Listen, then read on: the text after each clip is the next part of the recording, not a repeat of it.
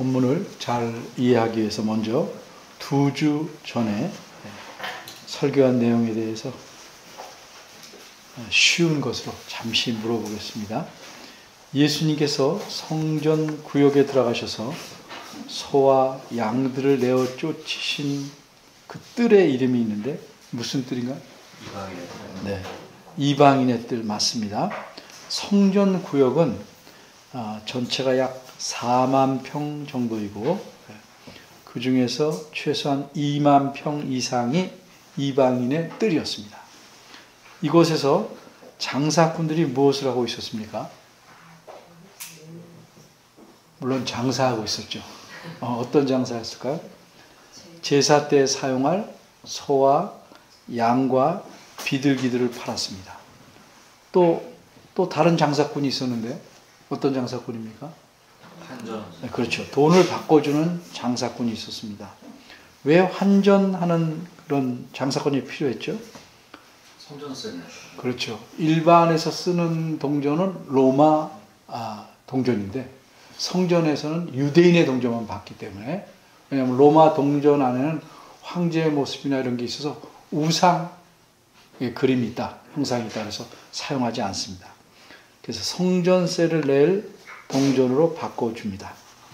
이렇게 이방인의 뜰은 짐승들과 장사꾼들로 시끌벅적하고 비좁아서 이방인들이 하나님에게 제대로 기도할 수가 없었습니다. 그래서 예수님이 분노하셔서 노끈으로 채찍을 만들어 짐승들을 내쫓으신 것입니다. 반면에 유대인들은 얕은 담 안쪽으로 들어가서 비교적 편안하게 기도할 수 있었는데, 그러니까 성전 구역에는 크게 말하면 이방인의 뜰이 있고 유대인의 뜰이 있습니다. 그리고 이 두 뜰 사이에는 약 1m 50cm 정도 되는 낮은 담이 있었습니다. 그리고 그 담 위에는 일정한 간격을 두고 그리스어로 쓰인 돌들이 세워져 있었다고 합니다. 그 돌들에 쓰여진 내용은 대강 이렇습니다. 이방인은 결코 이 담을 지나서 성전으로 들어가지 마시오. 누구든지 잡히면 반드시 죽을 것이니 죽음은 본인의 책임입니다. 이제 오늘 본문을 세 가지로 나누어 살펴보겠습니다. 첫째, 유대인의 요구. 둘째, 예수님의 반응. 셋째, 기록자의 목적. 첫째, 유대인의 요구. 순식간에 일어난 일입니다. 어떻게 손을 쓸 수가 없었습니다. 예수님께서 노끈 채찍으로 짐승들을 내어쫓자 짐승들이 놀라서 날뜁니다. 게다가 예수님은 동전들을 모아놓고 장사하는 사람들의 상을 뒤엎습니다. 그러니까 동전들이 쏟아집니다. 이방인의 뜰 전체가 아수라장이 되었습니다. 이렇게 소동이 일어나니 어떤 상황이 벌어지겠습니까? 급히 사람들이 몰려왔습니다. 누구냐? 성전을 지키는 경비대였습니다. 이런 소송을 또 보고받은 성전 관리를 책임지고 있는 또 자들도 왔습니다. 이들이 와서 보니 한 청년이 노끈 채찍으로 짐승을 내몰면서 환전 상인들의 상을 뒤엎어서 동전들이 마구 쏟아지고 있었습니다. 그러나 그들이 보기에 힘으로 제압해서 잡아들일 수 없는 무언가 범상치 않은 분위기가 그 청년에게 있었습니다. 그래서 일단 그에게 점잖게 묻습니다. 18절입니다. 내가 이런 일을 행하니 무슨 표적을 우리에게 보이겠느냐? 이 질문이 무슨 뜻입니까? 이런 뜻입니다. 내가 이렇게 엄청난 일을 벌이고 있는데 무슨 권리로 이런 일을 행하는가? 과연 내가 이런 일을 하라고 하나님께서 보내신 선지자라도 되느냐? 그렇다면 내가 선지자라는 증거를 표적으로 보여라 하는 뜻입니다. 다시 말해서 우리 앞에서 내가 선지자임을 입증할 수 있도록 놀랄만한 기적을 행해가라 하는 뜻입니다. 이런 요구를 예수님에게 누가 하였습니까? 18절 앞부분을 보면 이에 유대인들이 대답하여 라는 표현이 나옵니다. 따라서 예수님에게 이런 요구를 한 사람들은 유대인들입니다. 그러면 이 유대인들이란 누굴까? 성전에 제사 드리러 온 일반 백성인 유대인인가? 아니면 자기 소나 양 또는 동전을 잃어버린 장사꾼 유대인들인가? 정확하게 답을 말씀드리면 그들은 유대의 종교 지도자들입니다. 요한복음에서는 특별히 예수님에 대해서 적대적인 태도를 보이는 유대의 종교 지도자를 가리킬 때 자주 유대인들이라는 표현을 사용하기 때문입니다. 예를 들면 요한복음 1장 19절, 5장, 7장, 11장 계속 나오는데 우선 예를 들어서 요한복음 1장 19절 보면 유대인들이 예루살렘에서 제사장들과 레위인들을 요한에게 보내어 유대인들이 보냈어요. 네가 누구냐 물을 때 요한의 증거가 이러하니라. 이 말씀에서 유대인에 대해 우리가 뭘 알 수 있습니까? 제사장들과 레위인들을 요한에게 보냈다. 유대인들이. 설명하자면 유대의 종교 지도자들은 세례 요한에 대한 소문을 들었어요. 그래서 그 세례 요한을 조사하라고 사람들을 보냅니다. 이때 조사단으로 요한에게 온 사람들은 누구냐면 제사장들이나 레위인들입니다. 이 사람들 높은 사람들이에요. 그러니까 이런 사람들을 유대의 일반 백성이 조사단으로 보낼 권한이 있겠습니까? 유대 나라에서 높은 위치에 있는 종교 지도자들이 아니면 제사장들과 레위인들을 파송할 수 없습니다. 따라서 요한복음 1장 19절에 유대인이란 일반 백성 유대인이 아니고 유다 나라의 종교 지도자들, 이른바 종교의 당국자들입니다. 요한복음 1장 24절을 보면 더 분명히 알 수 있습니다. 그곳에 뭐라고 말씀했습니까? 저희는 바리새인들에게서 보낸 자들이라. 무슨 뜻이에요? 요한에게 와서 이것저것 물어보고 조사하고 있는 제사장들과 레위인은 바리새인들, 좀 더 정확히 말하면 바리새인들 중에서 높은 자들, 즉 유대의 종교 지도자들이 파송하였다는 뜻입니다. 바로 이런 유대인들이 대답하여 라고 18절이 말씀하는 겁니다. 그런데 이 말은 예수님께서 무엇을 물으니까 대답했다 하는 뜻이 아닙니다. 성경에는 가끔 어떤 행동이나 사건에 대해서 반응하는 것도 대답한다 이렇게 표현합니다. 따라서 유대인들이 대답하여라는 말의 의미는 유대의 종교 지도자들이 요한복음 2장 14, 15, 16절에 기록된 예수님의 행동에 대해서 이렇게 반응했다 하는 의미입니다. 그래서 반응해서 요구하는 것이 뭐냐면 내가 과연 이런 일을 할 만한 권한을 가진 자인지 우리에게 그 증거를 보이라 라고 말한 것입니다. 둘째, 예수님의 반응. 그럼 예수님은 그들의 요구를 어떻게 하셨습니까? 받아들이셨습니까? 거절하셨습니까? 그 다음을 보면 예수님이 어떻게 하셨죠? 19절에 대답하셨습니다. 일단 예수님이 대답하셨으니까 받아들이신 것처럼 보입니다. 19절 뭐라고 말씀합니까? 너희가 이 성전을 헐라 내가 사흘 동안에 일으키리라. 유대인들은 무엇인가 당장 자신들 앞에서 어떤 기적을 보여서 네가 선지자라도 되는 것을 보여라 이렇게 요구했는데 예수님은 기적을 보여주지 않으셨어요. 이런 점에서 예수님은 그들의 요구를 어떻게 하신 겁니까? 거절하신 겁니다. 그들이 보기에는 오히려 예수님께서 그들에게 엉뚱한 요구를 하셨어요. 어떤 요구입니까? 이 성전을 무너뜨리라. 이렇게 말씀하셨기 때문입니다. 그러면 자신이 사흘 동안에 일으키겠다라고 말씀하셨습니다. 이 큰 성전을 지금처럼 장비가 발달되어 있지 않은 시대인데 무너뜨리는데 무슨 3일 어림도 없는 겁니다. 그러니까 이 말씀을 드린 유대인들은 참으로 황당했습니다. 어째서 황당했습니까? 20절에서 유대인들이 말합니다. 그 이유를 알 수 있는데 이렇게 대답합니다. 이 성전은 46년 동안 지었는데 내가 3일 동안에 일으키겠느냐? 무슨 뜻입니까? 이 말은 한마디로 너 정말 정신이 온전하냐? 제정신으로 한 말이냐? 하는 말이 생각이 담겨 있는 겁니다. 구약시대에 처음으로 성전이 건축된 때가 언제입니까? 예수님 때부터 계산하면 1000년이 넘는, 천여 년 전에 솔로몬 왕이 성전을 지었습니다. 그런데 그 성전은 파괴되었습니다. 그리고 유대인들이 포로에서 돌아온 후에 두 번째 성전을 짓습니다. 이 성전은 솔로몬이 지은 그 첫 번 성전에 비해서 매우 작고 초라했습니다.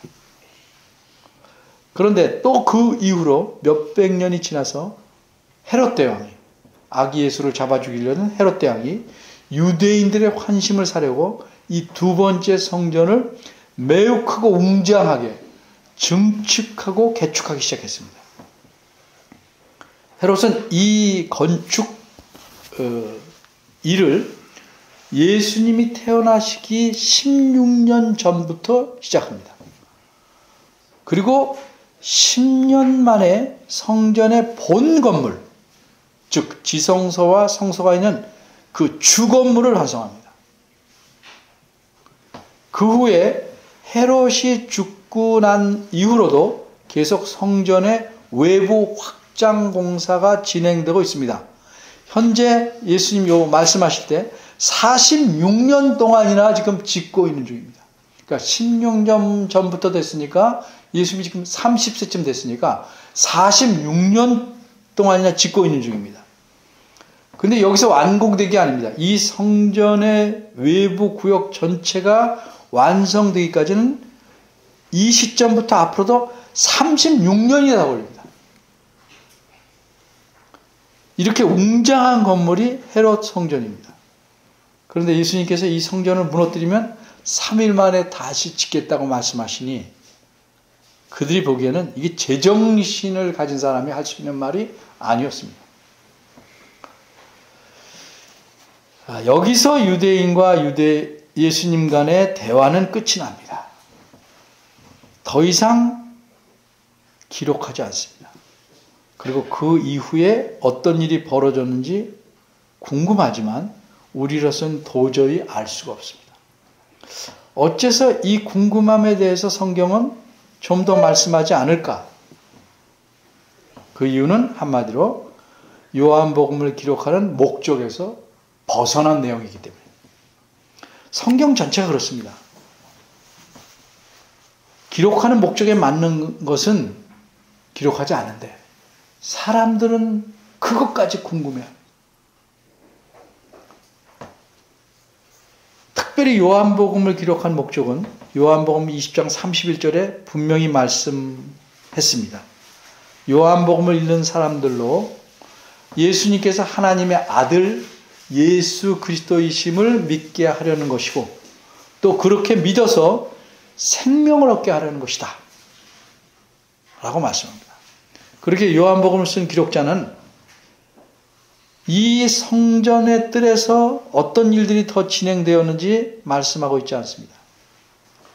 그 많은 소와 양들과 비둘기들은 어떻게 되었고 쏟아진 돈들은 모두 다 거뒀는지 어떻게 되었는지 성전 경비대가 얼마나 많이 출동했는지 또 얼마나 소동에 대한 소식을 듣고 빨리 출동해 왔는지 혹 성전 수비도 때 이건 주로 유대인으로 구성되어 있는데 로마의 수비대는 오지 않았는지 이런 일들에 대해서 사람들은 또 어떻게 반응했는지 전혀 말하고 있었습니다. 성경을 공부한다는 건 성경이 말하지 않는 걸 궁금해하는 게 아니에요. 성경이 말씀하는 것을 잘 이해하는 거예요. 세 번째로 기록자의 목적.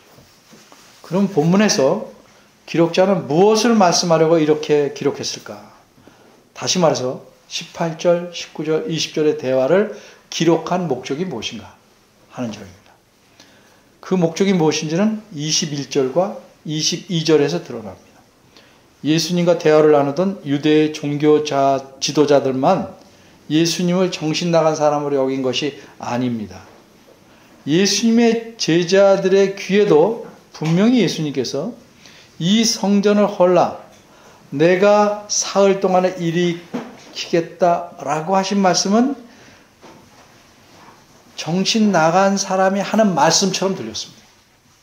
네가 이런 엄청난 짓을 행하니 과연 선지자도 되는가? 그래서 우리 앞에서 기적을 행하여 선지자임을 증거하라. 이렇게 유대인들이 요구했더니 예수님은 그들이 듣기에 정말로 정신이 나가신 듯한 그렇게 들리는 엉뚱한 말씀을 하셨습니다. 이 성전을 헐라. 이런 정신이 없는 청년에게 유대 종교 지도자들은 무슨 말을 더 할 수 있었겠습니까? 그들은 아예 정신병자가 엉뚱한 소동을 크게 일으킨 것으로 여겼을지도 모릅니다. 이건 추측입니다. 그러나 제자들은 그렇게 생각할 수는 없었습니다. 예수님께서 정신이 온전하시다는 것은 제자들이 누구보다 더 잘 압니다. 그러면 어째서 예수님은 그렇게 정신 나가신 듯한 말씀을 하셨을까? 기적을 보이실 수 없어서 말을 돌리신 것일까? 그렇게 생각할 수도 있습니다. 있는데 제자들은 그럴 수 없습니다. 왜냐하면 제자들은 불과 얼마 전에 예수님께서 갈릴리 지방 가나라는 마을에서 예수님께서 행하신 놀라운 기적을 이미 봤기 때문에 두 눈으로 똑똑히 봤습니다. 그곳에서 예수님과 제자들은 어떤 잔치집에 참석했습니다. 손님에게 줄 포도주가 다 떨어졌습니다. 그런데 예수님께서 맹물로 포도주를 만드셨습니다. 이 사실에 대한 반응을 요한복음 2장 11절에서 이렇게 말씀합니다. 예수님께서 이 처음 표적을 갈릴리 가나에서 행하여 그 영광을 나타내시매 그 제자들이 그를 믿으니라. 그러면 예수님은 어째서 이런 엉뚱하게 들리는 말씀을 하셨을까? 제자들 마음속에 남아있던 이 의문은 몇 년 후에야 풀립니다. 그래서 그 해답, 다시 말해서 제자들이 그 의문에 대해서 올바른 답을 얻은 그것을 기록자가 21절과 22절에 써놓은 것입니다. 21절입니다. 이 구절은 그러나로 시작합니다. 왜 이렇게 시작합니까? 앞구절과 대조시키려고 한 겁니다. 유대인들은 예수님께서 헐라 그러면 내가 3일 동안 일으키겠다 라고 말씀한 그 성전이 유대인들은 아직도 46년 동안 짓고 있던 건물 그 헤롯 성전인 줄로 알아들었습니다. 그들은 예수님 말씀을 오해했던 것입니다. 21절은 분명히 대답합니다. 예수님께서 말씀하신 성전은 그 건물이 아니라 예수님의 몸이었다고 대답합니다. 정확히 말해서 예수님은 자기 자신을 성전으로 말씀한 것이고 유대인들이 자신을 죽이면 3일 후에 다시 살아나겠다는 사실을 말씀한 것입니다. 그러면 이러한 해답을 제자들은 언제 알았습니까? 22절입니다. 예수님께서 유대인들에 의해 십자가에 못 박혀 죽으시고 다시 죽은 자들 가운데서 3일 만에 살아나신 후에야 제자들은 알았습니다. 그러니까 몇 년 뒤입니다. 정확히 제자들은 무엇을 알았습니까? 제자들은 몇 년 전에 마음에 담아두었던 의문을 떠올렸습니다. 그리고 그 해답을 얻은 것입니다. 바꿔 말하면 성경, 여기서는 구약 성경을 말씀하는데 이 구약 성경에서 말씀하는 성전의 의미가 무엇인지 그리고 어째서 예수님께서 그렇게 말씀하셨는지를 제자들은 이해하고 믿었다는 것이 22절의 말씀입니다. 여기까지가 오늘 본문에 말씀한 내용입니다. 그리고 이렇게 제자들이 성전에 관해서 올바로 이해했다는 사실을 기록해 놓은 데서 기록자가 이 본문을 기록한 목적이 무엇인지가 드러납니다. 그것은 무엇입니까? 한마디로 예수님은 진정한 의미에서 성경이 말씀하는 성전이시다 하는 사실입니다. 그런데 우리에게 이 본문의 내용을 다 살펴봐도 여전히 알 수 없는 문제가 하나 있습니다. 그것은 제자들이 구약 성경에서 말씀한 성전의 의미를 어떻게 이해했으며 그 성전과 예수님을 어떻게 연관시켰냐 하는 문제입니다. 그 점에 대해서 조금 더 생각해 보겠습니다. 이것을 이렇게 좀 더 생각해 봐야 이 본문을 기록한 목적이 무엇인지를 좀 뚜렷하게 분명하게 우리가 알 수 있기 때문입니다. 우선 요한복음의 기록자가 오늘 본문 앞부분인 요한복음 1장에서 말한 내용을 좀 봐야 됩니다.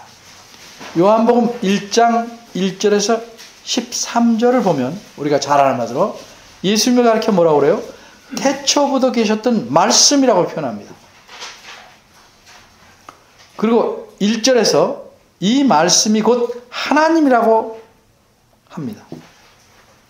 3절에서는 만물이 이 말씀으로 지은 바 되었다고 합니다.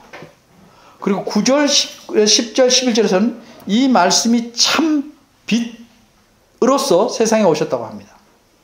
그리고 마침내 14절에서는 이 말씀이 육신이 되었다고 표현합니다. 하나님이신 분이, 하나님이신 말씀이 사람이 되어 이 세상에 오셨다는 의미입니다. 이분이 누군지를 우리 잘 압니다. 아버지의 독생자, 즉 예수님이십니다. 그런데 우리가 여기 요한복음 1장 14절에서 눈여겨봐야 할 점은 예수님께서 이 땅에 오셔서 자기 제자들과 함께 살아가신 사실을, 사신 사실을 독특하게 표현하고 있다는 점입니다. 우리말 성경에서는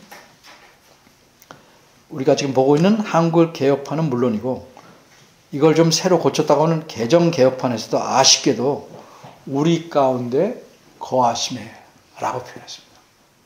너무 안타까운 번역입니다. 우리 가운데 거하시매.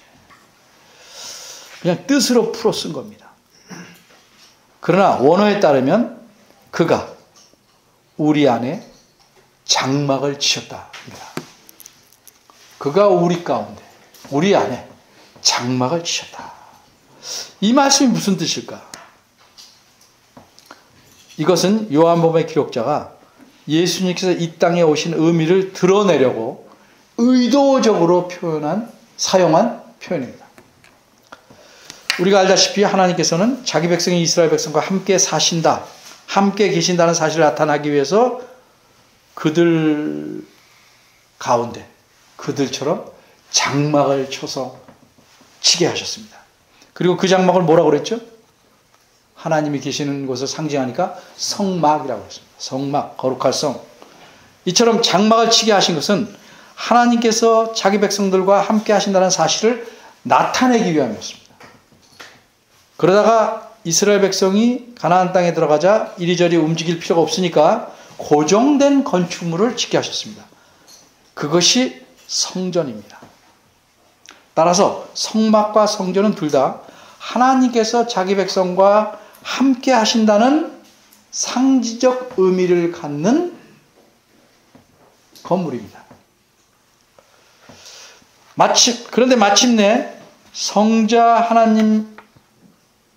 하나님께서 사람으로 예수님이 되어 이 땅에 오셨습니다. 그러니까 이제까지 구약시대에 상징으로 나타내던 그 진리를 실제로 이루시려고 하나님 자신이 직접 자기 백성과 함께 하시려고 이 세상에 오신 겁니다. 그래서 마태복음 1장 23절에서는 예수님을 뭐라고 부른다? 임마누엘, 하나님이 우리와 함께 하시다 라고 표현한 겁니다. 사진으로 보던 분이 직접 나타나면 사진은 접어두고 그분을 봐야 되는 거예요. 상징해오던 것의 실체가 오면 상징은 밀려나야 되는 거예요. 상징하던 것의 실체신 예수 그리스도가 이 세상에 오셨으니 이제 더 이상 건물로서 성전은 필요 없게 되었습니다. 이렇게 실체가 오셨다는 사실을 요한복음 1장 14절에서는 의도적으로 구약에서 말한 상징적 표현을 써서 장막을 치었다라고 나타냈습니다. 왜? 상징과 실체 사이를 연관시키기 위해서. 그렇게 써야 상징과 실체가 짝을 진다는 사실을 잘 보여줄 수 있기 때문입니다. 그러면 요한복음의 기록자는 이러한 사실을 어떻게 알았을까? 어떻게 알았을까? 오늘 본문 22절에서 보는 바대로 예수 그리스도께서 부활하신 이후에 하나님의 은혜로 깨닫게 된 것입니다. 그리고 예수님 자신이 성전이라는 사실을 21절에서 말한 것이라고 깨닫게 됩니다. 실체가 오면 그것을 나타내던 모형이나 상징은 사라져야 합니다. 예수님께서 실체로서 이 세상에 오신 후로 건물로서 성전은 존재하지 않습니다. 존재해서도 안 됩니다. 사실 오늘날 교회인 우리 사람들이 모일 장소가 필요해서 교회당, 예배당을 지을 수도 있습니다. 하지만 교회당을 성전이라고 하면서 화려하고 웅장하게 지으려는 것은 성경의 가르침에 어긋나는 것이고 하나님의 백성을 속이는 일입니다. 이런 식으로 속여서 교회당을 짓는 것은 화려하게 심각한 죄악입니다. 건물을 성전이라고 하는 것 자체가 조그만 잘못이 아니고 그리스도에 대한 반역, 왕에 대한 반역이기 때문입니다. 어째서 그렇습니까? 그리스도께서 성전의 실체로서 이 땅에 오심 자체를 부인하는 것이기 때문입니다. 그리스도께서 하나님으로서 사람이 되어 오신 성육신을 부인하는 일이기 때문에 그래요. 여전히 성전이 있다는 거죠. 많은 사람들이 교회당을 성전이라고 우깁니다. 무지하거나 아니면 알면서도 멋진 교회당을 짓고 목회에 성공했다는 칭찬을 듣고 싶어서 욕심을 부리는 것일 수 있습니다. 이 반역에 대해서는 반드시 하나님께서 책임을 물으실 겁니다. 요한계시록 21장과 22장을 보면 특별히 21장 사도 요한은 환상을 통해서 역사의 마지막 때에 이루어질 하나님 나라를 보게 됩니다. 그런데 깜짝 놀랍니다. 왜요? 예루살렘 성 안에서 아무리 눈을 쓰고 찾아봐도 성전이 없습니다. 예루살렘 성이 의미가 있는 것은 그 안에 성전이 있기 때문입니다. 성전이 없으면 아무것도 아니에요. 예루살렘 성은. 근데 요한이 아무리 보아도 성전이 보이지 않습니다. 왜 그럴까? 그 이유를 요한계시록 21장 22절은 이렇게 말씀합니다. 이는 그 까닭은 주 하나님 곧 전노하신 이와 및 어린 양이 그 성전이시기 때문이다. 완성된 하나님 나라에서는 실제로 하나님께서 자기 백성 모두와 함께 하심으로 함께 하신다는 것을 나타내는 상징물은 더 이상 필요가 있어요? 없어요? 없습니다. 그러니까 더 이상 상징물로서의 성전은 필요 없는 겁니다. 예수 그리스도께서 이 땅에 오신 후부터는 상징물이 더 이상 필요 없게 된 겁니다. 그러기에 헤롯이 웅장하고 화려하게 짓기 시작한 이 헤롯 성전도 다 완성하고 36년 더 걸려서 완성됐죠. 그리고 몇 년도 채 안 되면서 완전히 멸망합니다. 로마 군대에 의해서. 주 70년. 왜 하나님께서 그 웅장한 것을 부서뜨리게 하셨을까요? 돌 위에 돌 하나도 남지 않게 몽땅 부서뜨리게 했어요. 필요 없다 이거죠. 그리고 예수님께서 하늘로 올라가시면서 뭐라고 약속하셨습니까? 내가 세상 끝날까지 너희와 항상 어떻게 했다? 항상 함께 있으리라 약속하셨습니다. 항상 함께 계신데, 함께 계심을 상징하는 건물이 더 이상 필요합니까? 아닙니다. 그리고 그 약속을 지키시려고 어떻게 하셨어요? 성령 하나님을 보내주셨습니다. 그래서 모든 믿는 자 안에 성령 하나님이 거하게 하셨습니다. 이래서 하나님이 우리와 함께 하시는 거예요. 그걸 좀 신앙용어로 성령의 내주하심, 우리 안에 계신다, 이렇게 표현합니다.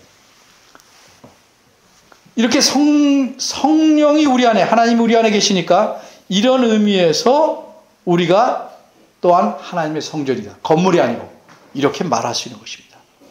우리가 예수 그리스도 안에 있으므로 성령 하나님께서 우리와 함께 계시기 때문에 우리가 그런 의미에서 성전이다, 이 사실을 사도 바울은 고린도전서 3장 16절에서 이렇게 말씀합니다. 너희가 하나님의 성전이라는 것과, 다시 말해서 하나님의 성령이 너희 안에 거하신다는 것을 알지 못하느냐.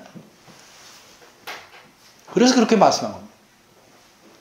여러분, 건물을 성전이라고 하는 거짓 가르침에 속지 마십시오. 예수 그리스도께서 성전이시며, 이것도 비유적인 표현이에요. 우리도 그리스도 안에 속하였으니까 그래서 우리가 성전입니다. 그래서 우리 안에 하나님이 함께 계시고 함께 영원히 살아가시는 겁니다. 따라서 우리는 이 진리를 알게 된 사람도 함께 살아가야 합니다. 하나님께서 우리를 성전으로 삼으시고 우리 안에 거하십니다. 그리고 우리를 다스리시며 우리 삶을 주관하시기 원합니다. 그리고 우리에게 올바른 경배를 받기 원하십니다. 이처럼 하나님께서는 우리와 함께 하십니다. 그러니까 예배당에 와서만 하나님을 경배하고 나가서는 아닌 것처럼 이렇게 살 수가 없는 겁니다. 어느 곳에서나 우리는 성전으로 살아가는 겁니다. 하나님과 함께하는 존재로 살아가는 겁니다.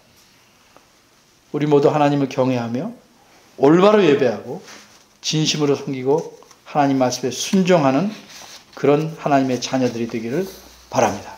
기도하겠습니다. 은혜로우신 하나님, 참 더럽고 추한 저희를 깨끗이 씻으시고 우리 안에 오셔서 우리와 함께 하시며 우리를 자녀로서 책임지시고 보호하시며 인도하심을 감사드립니다. 이 사실을 마음판에 확실하게 새기고 어느 곳에서나 어느 때나 하나님이 우리와 함께 하신다는 사실을 명심하고 하나님 앞에서 가끈하고 신실하게 살아가는 저희들 되도록 이끌어 주옵소서. 예수님 이름으로 기도합니다. 아멘.